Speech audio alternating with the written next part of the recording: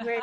Welcome, all you wonderful ladies, as we start today with Memory is a Weapon. It's very much part of the project we are working on, talking about memory and COVID-19.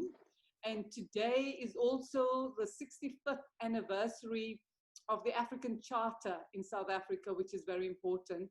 The Charter, which really guides who we are as South Africans. So the Freedom Charter, I called it the African Charter, that's my error. It is the Freedom Charter. So Justine, let's start with Nadia's clip in terms of the National Association of Broadcasters. Noisy neighbors making you turn up the volume.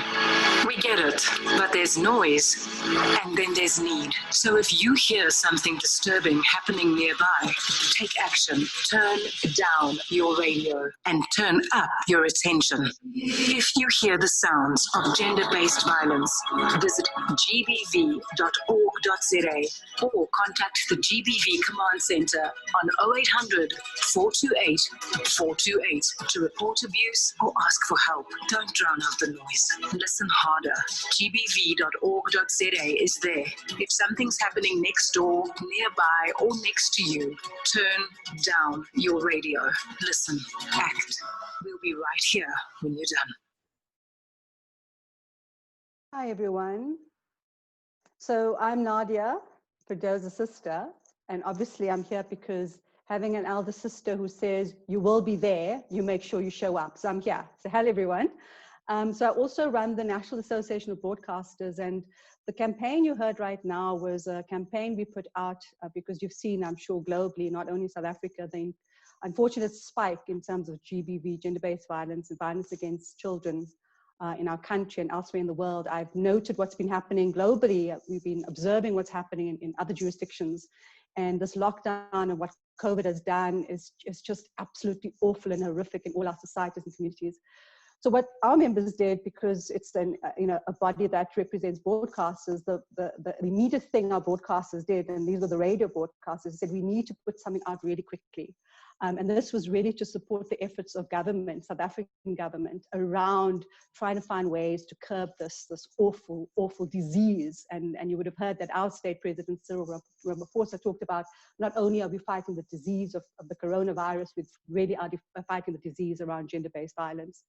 So, we were able to put that out really quickly, and our members turned it around within hours. And every one of them contributed airtime and made sure that went out. They then also, on all their social platforms, made sure that they put out meaningful information with who to contact, how to get help, etc. Of course, we know that this is definitely, not as easy as it seems. It's not just about making a call, but it is about making sure that there are support systems and mechanisms in place. And South Africa's done that. The other thing we did when lockdown just happened in our country is we had an anthem campaign. So what all our broadcasters did, which was incredible, is from the first Friday of the lockdown, and they ran that for about 3 weeks, is every Friday thereafter at 1 o'clock, every single studio, across the country played the national anthem.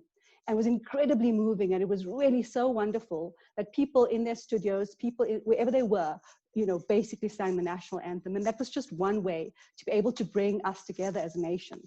And the slogan was, while we can't hold hands, we can hold hearts. And I just thought that was just so powerful. And again, it was something that we were able to do really, really quickly, just getting people together and saying, we need to, as a nation, we need to do something.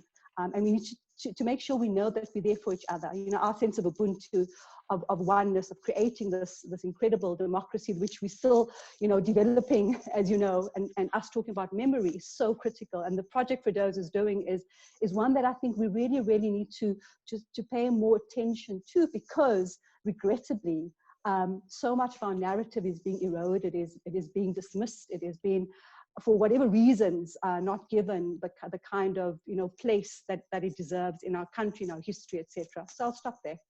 Okay, thank you, Nadia. And that is really important, how people get written in and out of memory, out of history.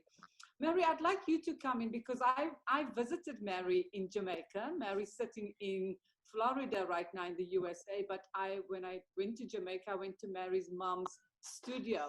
And every now and again, you'll see on my Facebook page, I post this picture that Mary gave to me, which is a fantastic flower that her mother, who's a visual artist, had done. And Mary, you know, I think that stays for me as a very strong memory. But besides that, you and I have a memory of children's media, the Prix Jeunesse, and you as a filmmaker. So I'd like you to talk about, we'll show your clip first, and then you talk us through your story around memory.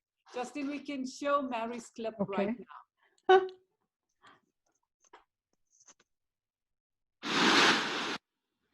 Uh-oh. Wonder if the sound will be. Is the sound there? Maybe you should show the stills. Oh, she'll get it right, don't worry. We checked it earlier. Yeah, me. Call him, call him. Come on for the foot. Man, me put my ketchup on it. All right. Move, go. Who that damn car? Just like sunshine. Punch it.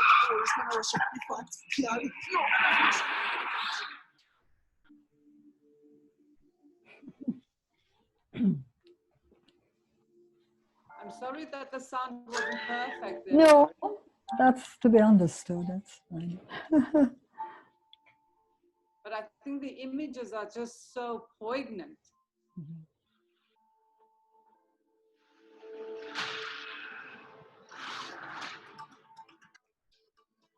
Do you want to talk to us about it? Well, basically, memory for me is my lifeblood, really, because I've been an artist for many years in transit, really, where I've sort of been between the Caribbean and the United States and traveled to other places. The memory of where I'm from, the memory of family, the memory of my mother now who has passed, her work, and certainly the spirit of my father has influenced me greatly. Gosh, so many things you can draw on. It's definitely a part of what's happening now. It's a time of reckoning. It's a time of inspiration. And that basically is where I would say I would begin, where I wanted to create things that are not just a nostalgia, but something that evokes and tells a story about a particular situation or characters. And in this particular film, Kingston Paradise, it's a very simple storyline to the point where people, maybe a lot of people saw it and thought, well, what's the point? The point is, it's just, you know, a lot of young people are not, and even a society are not really happy with the paradise, the memory of a past, and even the present. And how do you find your space in it? How do you survive in it? And that's a big thing. How do you survive in that space? And as far as today is concerned, for me, COVID-19 was just a continuation of my in-transit space, where I wouldn't say I wasn't anxious, but I wasn't perturbed. It in a way, it gave me a 3-month sort of window to get to work, to complete some of the things that I needed to do. And that is something special. That is something special because you are locked down, as it were. Yeah. But it's really given you a creative space. Yes. And I think for us as creatives, that's something that has happened. I know some creatives became depressed and felt, you know, that I can't do anything like this. Others have actually embraced this quiet, and Yes. something else has been born out of that. Yeah. Asala, I'd like to invite you now as we share your wonderful slides.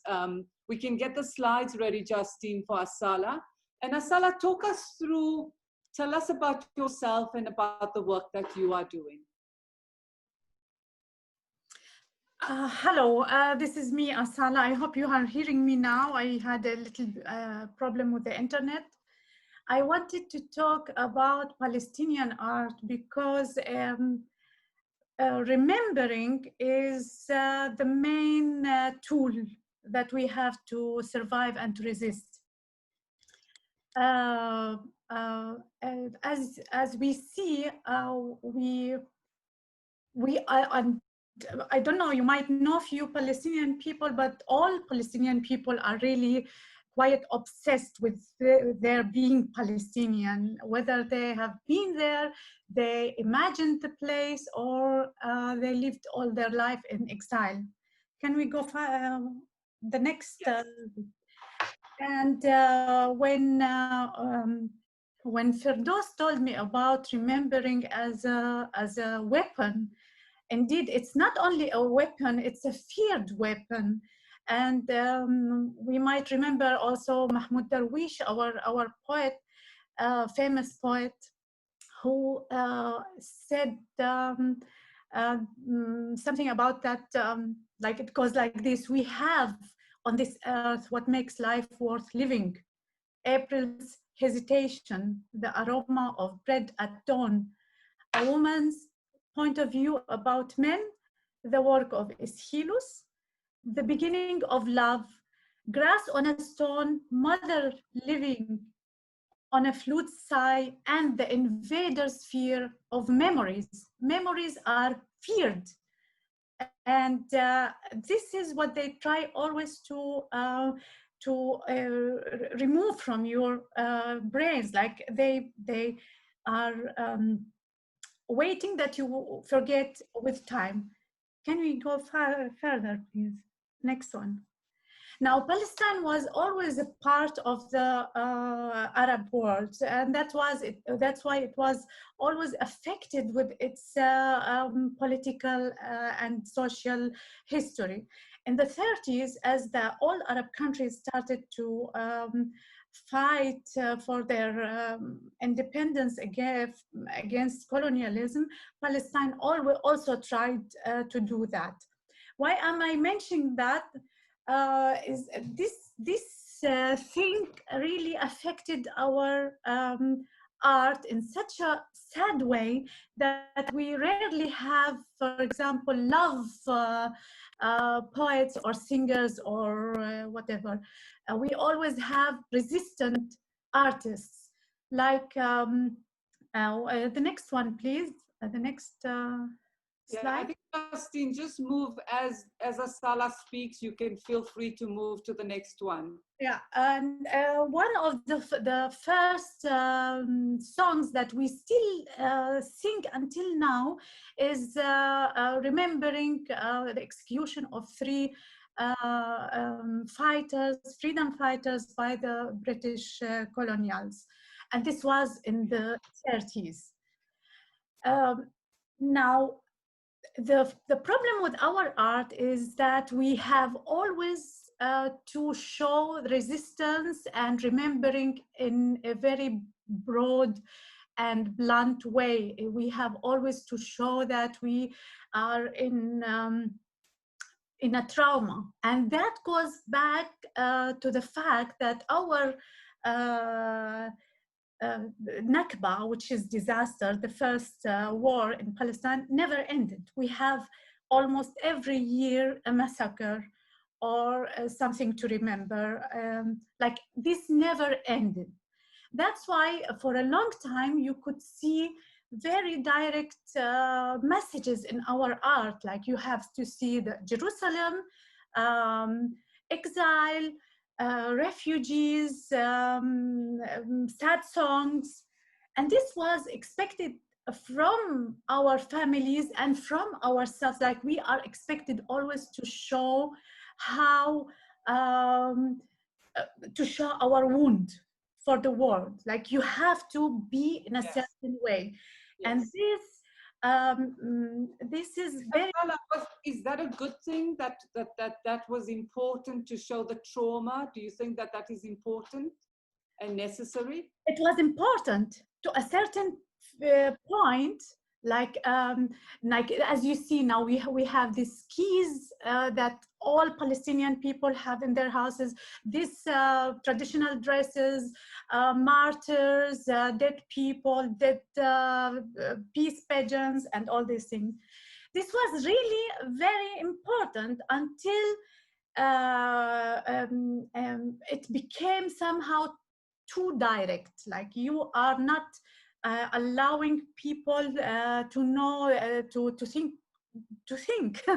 Like you have always to have a fighting, remembering Jerusalem and the olive trees, and it was like lecturing.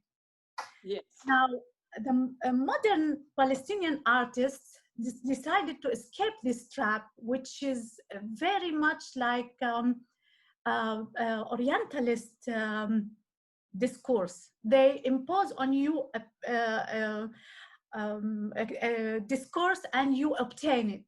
That's why now many artists like Sami Al-Halabi, Amir Dawood, and many modern artists now are trying to project art as it is, like art for art. We are also artists. Yes. And this was for sending a very clear message that you cannot. Rima Al-Muzayyan is also one of the very famous Palestinian artists. This was to send a message to the whole world that you cannot actually remember something you never forgot. You are living this thing. And that's why we as you see now, I'm showing some of my work. Beautiful work. Yes.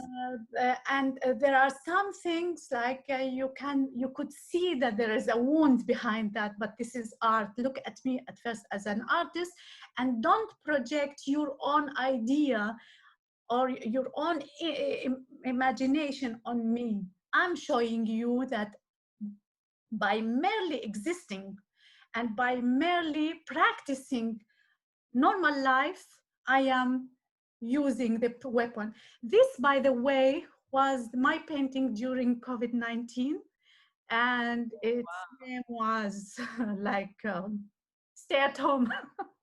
Yes, it's so beautiful. It's really rich. Nadia, you want to say something about this? Nadia? Muting myself. Sorry, I was just unmuting myself. Okay. Absolutely beautiful, beautiful work, Asala. And I think that, you know, this issue around artists and expression and imagination and your reflecting on your inner soul, on yourself, on your place in the world, in Palestine, in a space and a place that is fraught with trauma and violence. And, you know, just before we started this, we talked about how South Africa has always been a huge supporter for the freedom of Palestine. And, you know, dearest Tata Mandela, as you know, you even have a statue of Tata Mandela in Palestine, etc. That we are so aligned, and that, you know, until we've always said, until you are free, we are not free. So it's so beautiful to see the expression, the artwork as an individual, because at the end of the day, we live this existence in all its complexities, in all its diversity, in all its imagination. And there is always the undercurrent of that real trauma we're going through. And when I said this project on memory is so critical, because so many of our experiences have been negated. And for South Africa, 27 years into our democracy, we are still having to come to terms with the trauma of apartheid. We are still having to deal with the fact that the TRC happened, the Truth and Reconciliation Commission happened. However, we're still waiting for justice. We are still angry, we are still enraged. There were no prosecutions. The evil apartheid machinery and the individuals that led it were never seen in court, you know? So there's all this unfinished business, and we live that unfinished business every single day. But it's fantastic to see the beauty that comes from with all of that, because at the end of the day, this is what makes us human. Our ability to connect, our ability to communicate through our art, through our expression. Absolutely beautiful, Asala. Mary, how did you feel?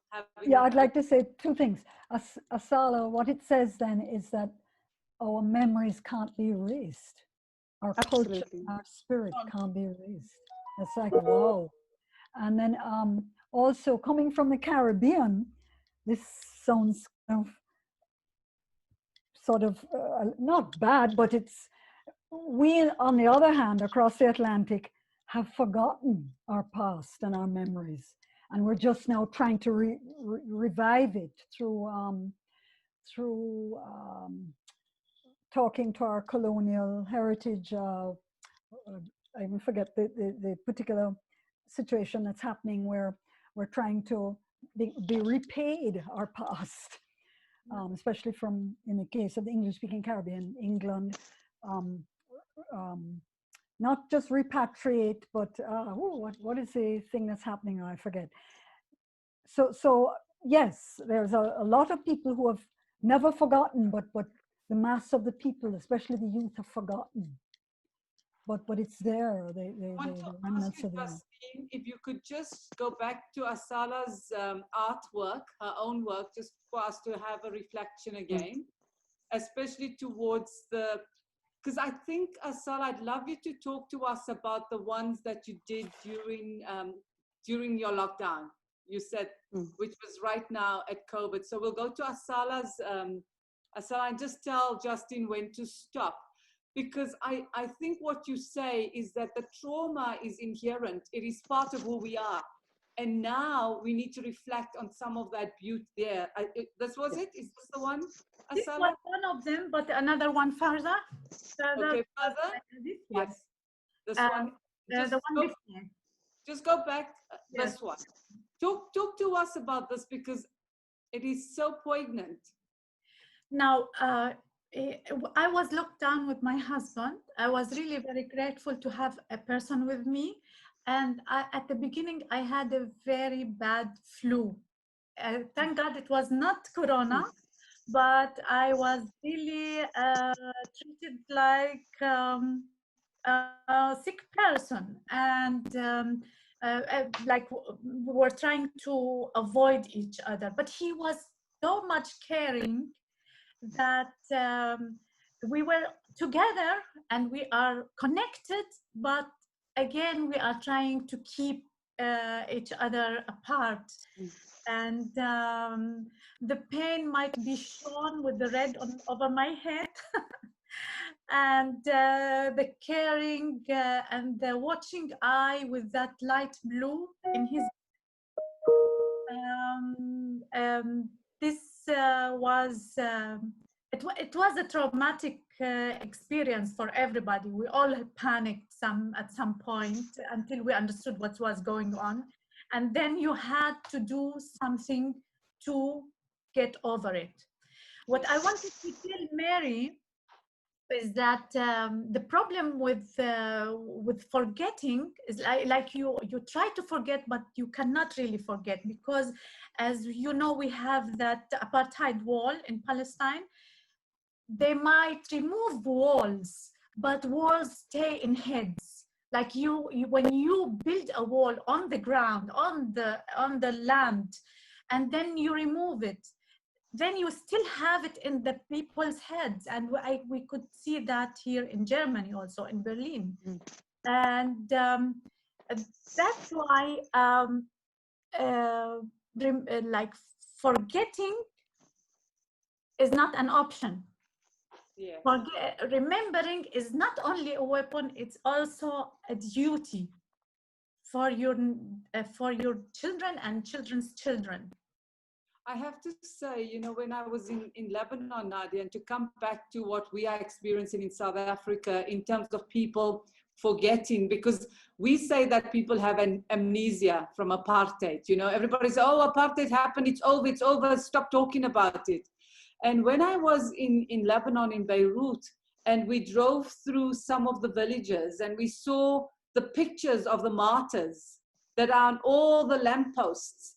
And there's this idea, I have goosebumps, that you will not forget what all these people have done.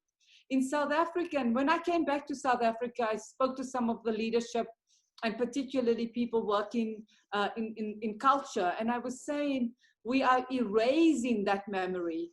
And with it, our children are forgetting. And even those who are choosing to forget, because apartheid was so traumatic that sometimes people don't want to remember that trauma, but you do have to remind them. And I think what you're saying, Asala, in your artwork, you see the trauma, but you see the beauty. And so there's this enlightenment around color and beauty, but the trauma is heavy. It's there. So Nads, I'm just coming back to you around this issue of us as South Africans who have lost, in a way, some of that memory. And they, even now, when I say memory is a weapon, people are saying to me, why are you saying that? And I loved, Asala, when I called you, you said memory is resistance, which was important. Nadia? Absolutely. And I think the issue is we cannot retreat. We cannot ourselves remove ourselves from reclaiming that memory and that history. And I think it's got to do with the timeliness of everything. So I listened to a discussion earlier today on a South African journalist who just published a book, which is a memoir, and she covered the apartheid atrocities. She was a journalist at the time, and it took a very long time to write this book, and she's a white South African woman. And you know, it is about having to have that distance because it's so painful at that immediate time. And that sometimes you need that distance now to be able to reflect, to be able to come back and emerge. But the point is that you have to do it. You cannot avoid it. And now we need to challenge people to begin to document that, to begin to come and do it. And I think that it's hard, it's difficult, it's painful. And that's why I, for one, and you know this, I don't even remember what I had for breakfast. I refuse to remember because so often it's too painful to remember. But now with the distance, with the time, and through the artwork that we're seeing with Asala and the work that Mary Wells is doing, that we are duty bound. This is what Asala says. We are duty bound. We owe it to the next generation. We've got to do it. And so, you know, out of this, if you're going to develop a whole series of artworks that become a publication of sorts or whatever, it needs to be captured. And the memory we're capturing through the project you're doing for those is across the nations, across borders. And what we're seeing right now in terms of America and the Black Lives Matter and their memory and their history and their you know, their slavery, let's face it, that they're still coming to terms with. And what one of my colleagues said is the thing about South Africans is we're bold and we're brave, and we forget this. We are extremely bold and we're extremely brave. Yeah. And we call things out as we see it and we deal with it. The one thing we didn't do is we didn't deal in time as we emerged into democracy. In 1994, those first 5 years was the reconciliation, the transformation, the Madiba magic, etc. That was the time we needed to deal with it, and we didn't. And so I feel like, you know, because we didn't address it then, now so much time has evolved that yes, people have forgotten. And for whatever reasons we've chosen, sometimes you consciously choose to forget, but we've got to reclaim that. And I think for those you talked about, how do we look at this as a positive? I think that's the kind of thing, is how do we now embrace it? How do we say, we're ready for these conversations? We're ready to take this forward, you know, wherever we are. And you must write your own book because Firdaus has her own experience, having been in prison, etc. And I think that's the thing, is to take the time, the discipline. It's a discipline. And what COVID has done, all of us at home, what COVID has done is for the first time, the whole world's glued to TV screens, to mobiles, to whatever, the whole world at one time, at the same time. That's why we're able to pause. That's why we're able to reflect. That's why we're able to say, now is the time, actually. Mm-hmm. Mary, I want to come back to you, Mary, because those images from your film are so striking, are so strong, and I can relive that period, you know. So I want you to tell us, because I know you're talking about reclaiming, but there's also the sense of whether it is the US or the UK in terms of where you are located and what was taken from you and what memory as a people, as a nation you want, but also what memories are there that you own, that are yours. Tell us about that, because I think your film, as much as you say, it's a paradise lost. What is this paradise? I think that the metaphor plays so well. Yeah. If you could show some of the stills, that would be great. Okay, Justine will bring it back for us. Yeah, the stills, not the clip, the stills. It's so vast. My gosh, the Caribbean region and Jamaica is is a very beautiful region. You know, our as you all know, the biggest thing or main economy is tourism. And in a way, quietly, privately, I resent tourism.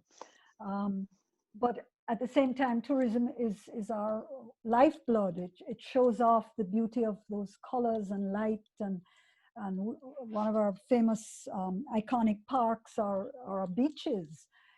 But when you're living there, sometimes the powers that be, especially during a time like this, you still don't feel a sense of urgency. We're, in a way, it's something that's beautiful about us, but then it's a bit of as a kind of it can be a downfall where we're never anxious. Where life is just as it is, you know. You know, you have fruits in your yard. You go to the beach. You live que sera sera, you know, and that's always been who we are. And we have lovely music, and we have a carnival, and Jamaica has incredible iconic urban culture where you all know our reggae icons, Bob Marley, and there's been a lot of strife, and people have had to overcome, and we have an incredible history, just like yourselves, but we're still kind of sleepy, and there isn't an intense, yes, individually, there are incredible artists that come from this region, but the system doesn't really support it or view it as something important or value it. In the pause that we're having now, is it really, is that going to change things? Well, there are things happening. I can only speak for Jamaica. You know, like there's supposed to be a film fund about to happen, and I think it will happen. But is it an intense sense of urgency? Are we going to really transform in the way, especially not only from a point of view of artistically, but or understanding the arts in a higher way, but looking at our environment? Are we going to really understand that developing industrially is not the way to go? I have yet to see that, and I'd be surprised. But I think the future is bright. You know, we can't go any other way. We have to go up. Asala, what do you? Ask Mary something. Is she speaking about being relaxed? This is really nice. People are paying money for that. yeah, that's the thing, and that's been our problem. When you say that, of the people or the problem of the government that doesn't take care of the people enough? Well, no, like everything, they understand its importance. Our whole, the central aspect of our culture has been what the people have created: music, carnival, fine art. We have relived our aspects of our history, where we are very independent now. We're actually as far as I know, one of the, outside of the continent of Africa, the only independent Black group of countries. You know, because of that, till this day, we can't even discuss, you know, in the way that, say, like South Africa and the United States discusses race. We can't. We're uncomfortable with race as a Black people. It's very confusing, and it has a lot to do with this intense. We were created out of colonialism. You know, we were born out of rape and violence, and that's the irony. And I think what Asala is saying, which is also important, is the value of what we have. yes. And it's distorted because you become kind of overpowered by it, and you're wondering. Because I know for you, Mary, your commitment to your country, Jamaica, to the ecosystem, to the climate, I know that is deep in your heart, and that it frustrates you that tourism comes in there and people just pollute and they do as they please. So those are important values that is historical. which Yes. is where you are located. Very historical. So for me, the conversation around memory is important. As Nadia says, you know, as a student activist, I was detained. I was 18 years old. I was in my final year of high school. But the reason I started the Memory Project was very recent. I'd gone to a reunion, a teacher's reunion. I used to be a teacher. And it's the first time they had this reunion after, I think, 60 years. So there were people who taught me, people whom I taught, you know, so it was this real big mix of all the teachers. And all the people who spoke were men. So I went up to them and I was like, hey guys, like, you know, do you remember? And they were going, oh yeah, oh yes. Oh, and they'd forgotten the women. And the men who did speak, some of them were damn well sellouts, because that's what they did. They conspired with the apartheid government. And now suddenly post-apartheid, they sat in on a pedestal talking to us. And so when I did challenge somebody, he said, and none of them, by the way, none of those Indian teachers had been detained. And I said, you know, guys, I actually went to prison. And he went, yeah, but that was, and he you know, they were trying to locate it somewhere else. And I thought, look, I can either get angry at them or I can decide that it's important for me to take up that baton and to say, I will tell the story of memory. And Asala, you know, I was talking to Layali, your beautiful, wonderful sister, about doing memory and using actually Winnie Mandela's book, 419 Days, the period she spent in prison. And she then told me about the Palestinians and the key. But she also told me about the artist who had created this kind of museum where they asked people who had come from Palestine to bring, again, I get goosebumps, anything that they managed to bring back home from Palestine. So whether it was a tea tray or a cup or a saucer, and she created the space in which people could leave all of their memories, which were tactile, which was part of what they had. And that's what you're doing, Mary, because you've got your mother's memory right there where you are sitting in Florida. That we bring back something of ourselves into a new space. And I love that about you, Asala, with the art, because you take us through that period of different times of art, and then you bring us to present day, and you share with us the Palestinian artists of today, and you see the vibrant colors. And I think that is just so rich and so important. Thank you very much. I also, you remember when I saw you the first time and I knew that you were from South Africa, I asked you about exactly what Nadia was talking about, like how you deal with apartheid, like injustice is finished. Is it really finished? And I tried to say it in a nice way, but now Nadia really answered me greatly, because there is something very important. We as Palestinians, we identify with South Africa. This is like, it's looked like, we see it as the example that we should follow. But then injustice, how do you deal with injustice? Like exactly what Mary was talking also about. It's like we have a history of violence, and how can we sit and not deal with it? The thing is, as we saw, and also as we are seeing now in the United States, you can pretend that life is going on like normally, okay, but then injustice comes up and reminds you of itself. Like there is something wrong, deal with it.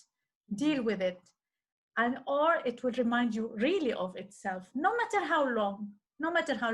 That's why for all the violent powers in the world who are really betting on us or really waiting us to forget, if we forget, our bodies don't.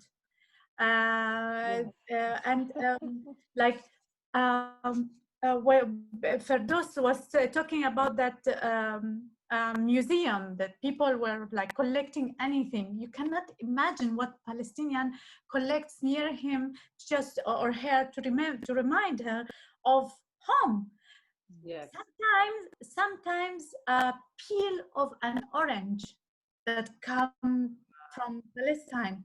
Yes. It's a peel. Like- It's like for garbage, but it's sitting there reminding you that this is from Palestine. You cannot touch it. Like Yes. this is also imagined identity that you keep really dearly, and you are not going to give up very easily.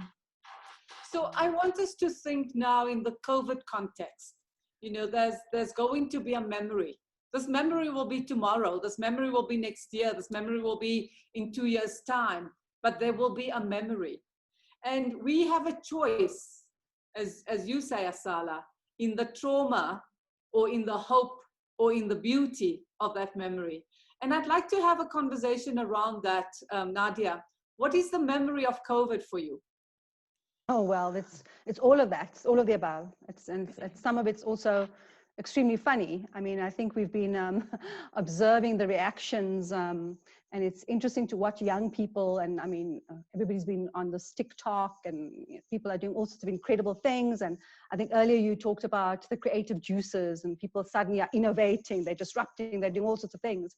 And through all of that, you know, the stark reality of inequality, of lack of access, of all those awful, awful societal issues that we're dealing with, you know, come to a head, of course. But, you know, that people were suddenly, and my husband's niece said, you know, she said at the beginning it was kind of quite novel. You were quite like, yes, I'm in lockdown. And after those first 21 days, you realized, you know, this is actually what it means. It means behavioral change. It means we are living differently.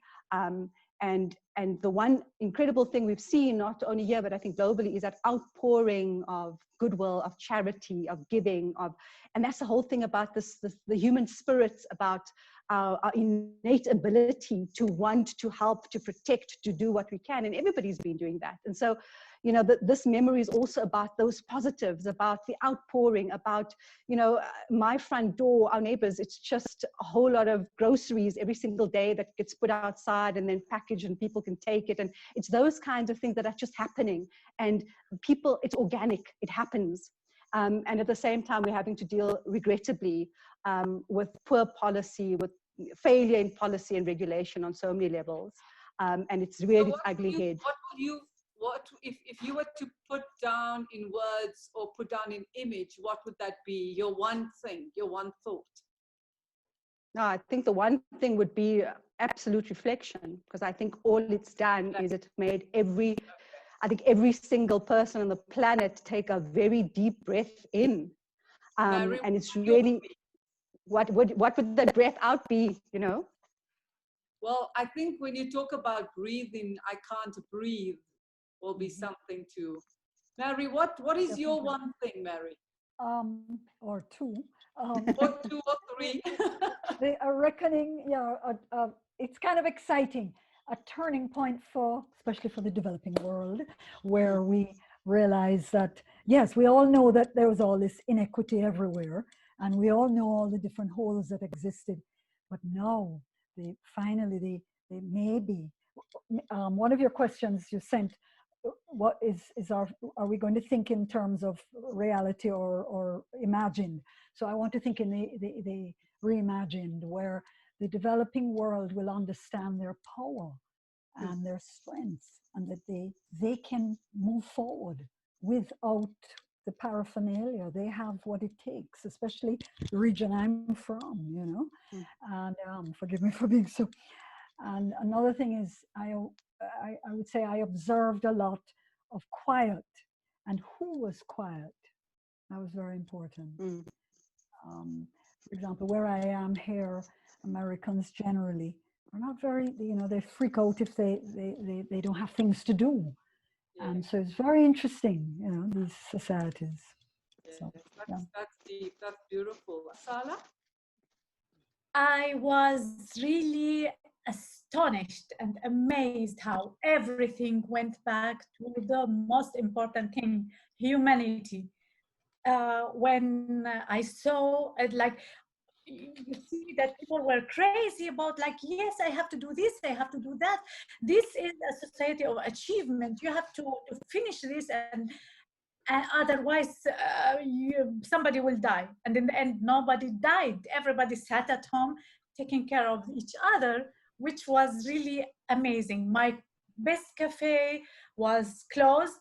This shocked me. I was crying, but then I cried again when I saw on Facebook there was one very nice video with musicians from all over the world joining in one human world. This was really amazing. We came back to the basics, human being. And whether this was a conspiracy or not, it was really nice. Of course, after getting over the panic. Yes, I think there was the initial kind of surprise and shock, and then people were accepting it, and there was an outpouring of giving. And then at some point there was fatigue, and people were like, I've had enough, this needs to end. You know, South Africa had one of the worst lockdowns. We still banned smoking, and just today, the cigarette companies took our minister to court, and she won the case. So there's no smoking allowed in South Africa. We had banned alcohol for a while, but as soon as we opened and allowed alcohol, the concerns were the impact on the hospitals, because we have, I didn't know this, but we were one of the countries with the highest consumption of alcohol. So this has been fascinating, because there's been a tirade of different points of view in terms of both smokers and drinkers. And people have really questioned whether this was the right thing to do. We also, in South Africa, our lockdown was really extreme. It started off immediately, and I know Justine and I had lots of conversations, because the UK, in terms of its population, is the same size as ours. And we started saying, well, we're on lockdown, we can't even go out to a park, we couldn't jog, we couldn't do much. They were still doing quite a bit more than us. And then we saw the increase in the numbers of deaths, the numbers of people, you know, becoming infected. So there's been quite a different approach. And if we look at it globally, look at what is happening in Latin America, in Brazil in particular, what is happening in Russia, the US now again, and Beijing, you know, the second wave. I'm beginning to wonder, because on the one hand, people are really tired. So we've had an increase of cases in South Africa. I now know people personally who are infected, and I know people personally who have passed away. And, you know, 4 weeks ago, that wasn't the case. So I'm wondering now, as much as we talk about the reflection, the humanity, I love what you're saying, Mary, about us as the so-called developing world, realizing, of course, you know, we have the power. And personally, as all of you might know, especially Nadia, who teases me, every 2 weeks out of a month, I'm on a plane, I'm in an aircraft, I'm in another city, I'm with somebody else, which is why I'm happy to have these conversations, because I feel like I'm right now in Florida, in Berlin, and in Johannesburg. But, you know, for us to sit and be still and just stop. And they found that the generation of my daughter, who's 32, and my nephew, who's about 20 something, and probably Nadia's children, they actually enjoying this lockdown. They enjoying being at home.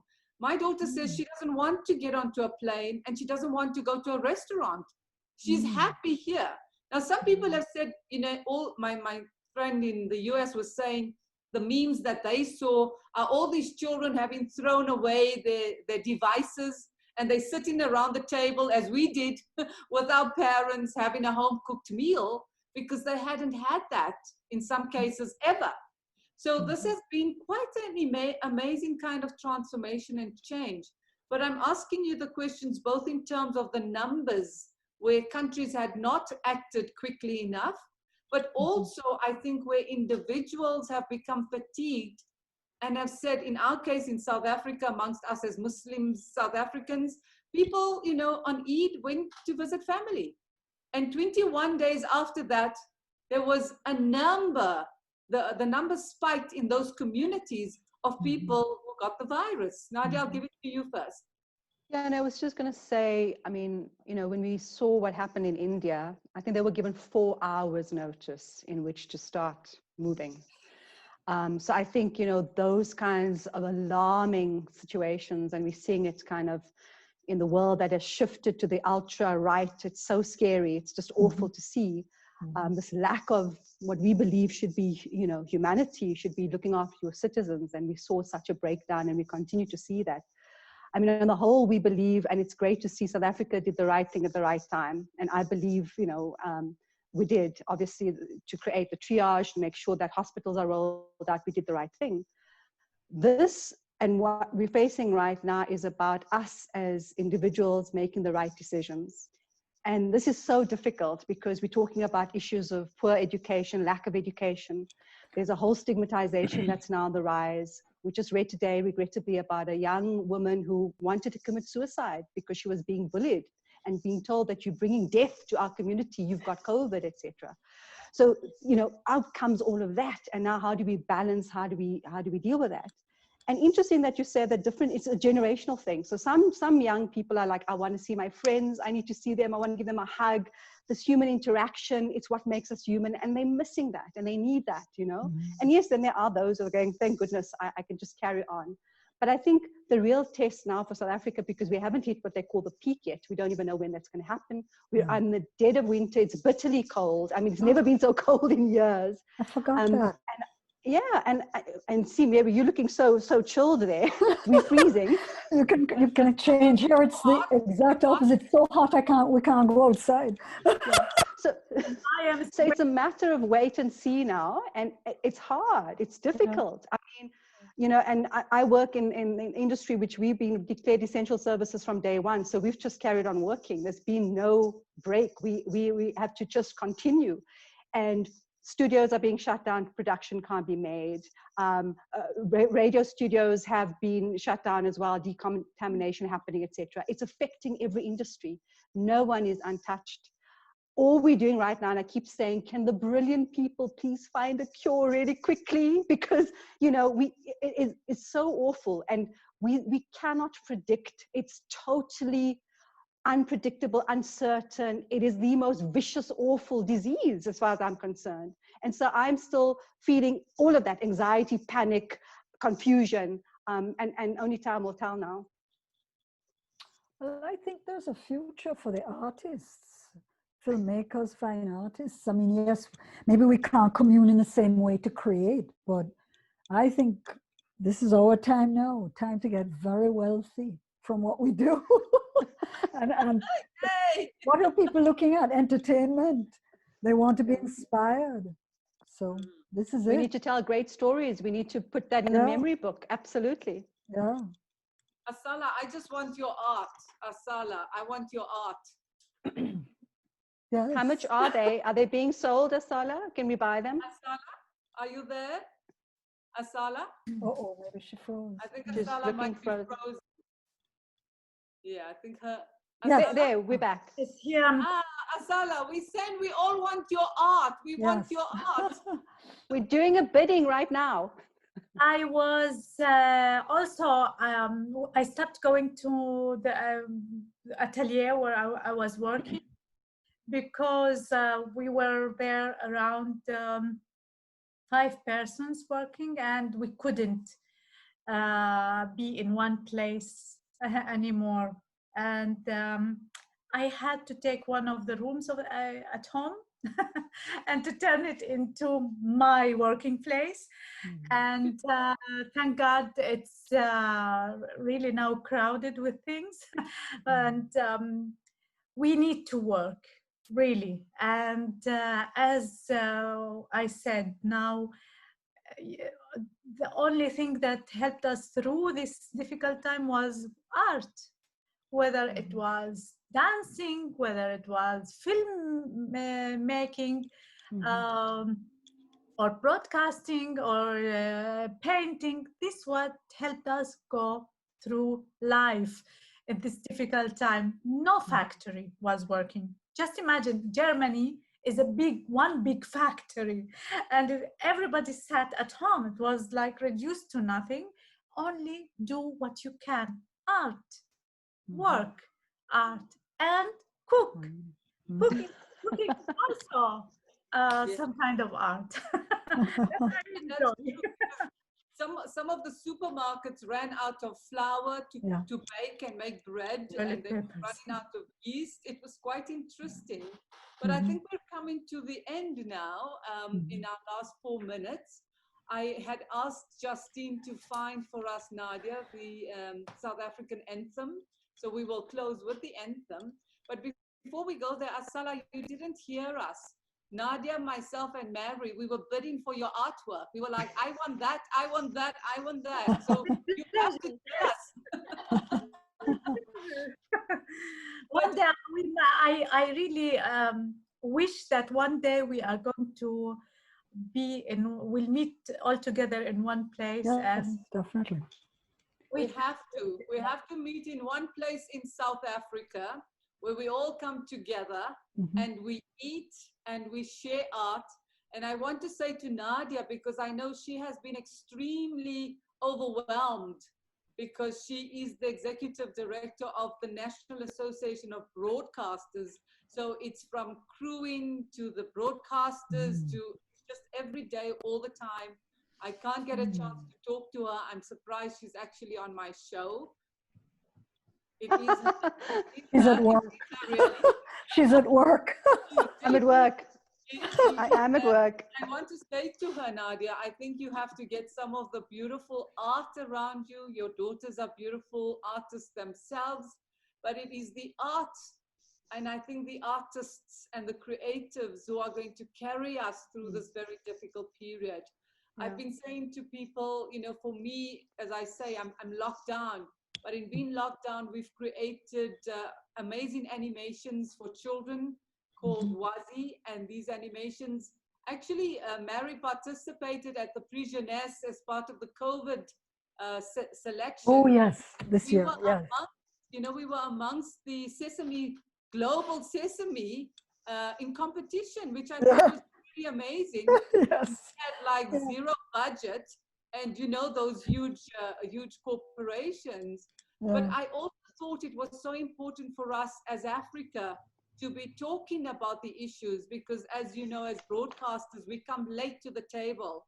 And we know that the Europeans in particular will be thinking about how they're going to communicate to their children. And we don't actually get there quick enough. No, we don't. So with us, it was really important as part of the Children and Broadcasting Foundation for Africa that we place, all of these on the agenda and we ensure that children understood what we are talking about. So I want to thank all of you. I'll give you one more word, one more sentence before we close with the national anthem, which Nadia had taught us and told us about. And then Nadia, just to say, Nkosi Sikelel' iAfrika, what it actually means. God bless Latvia. I was going to say that in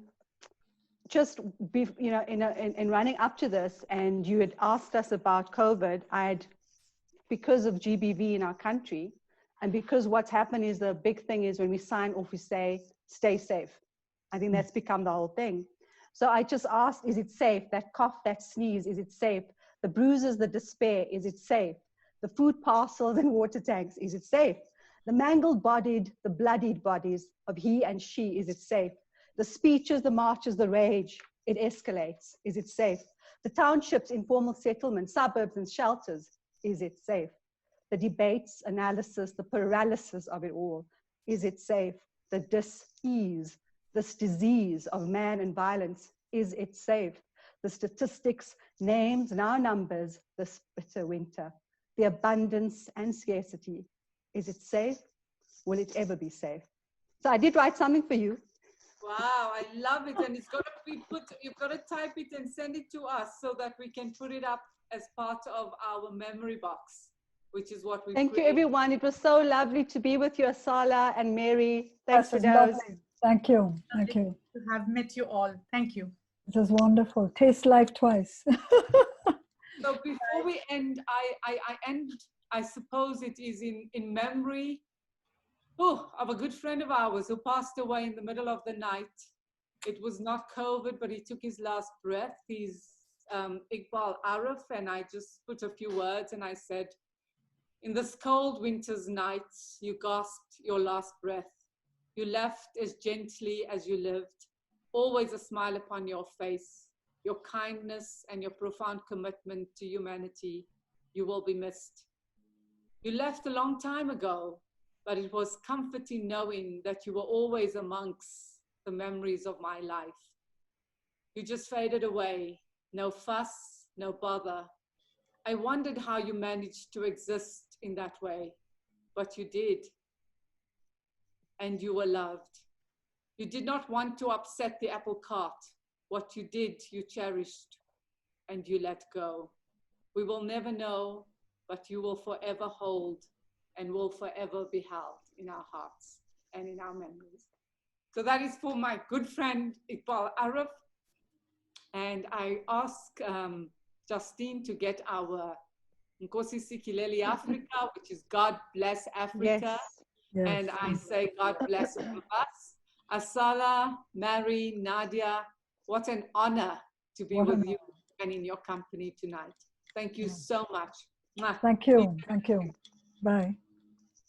So stick around until the song ends. Good Yeah. night. Good night.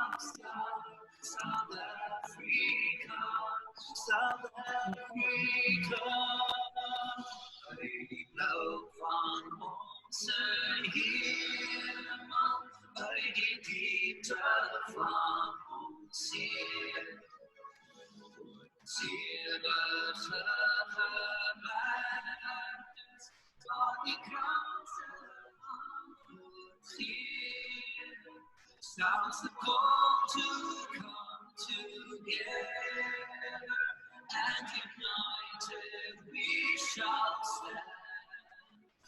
Let us live and strive for freedom in South Africa.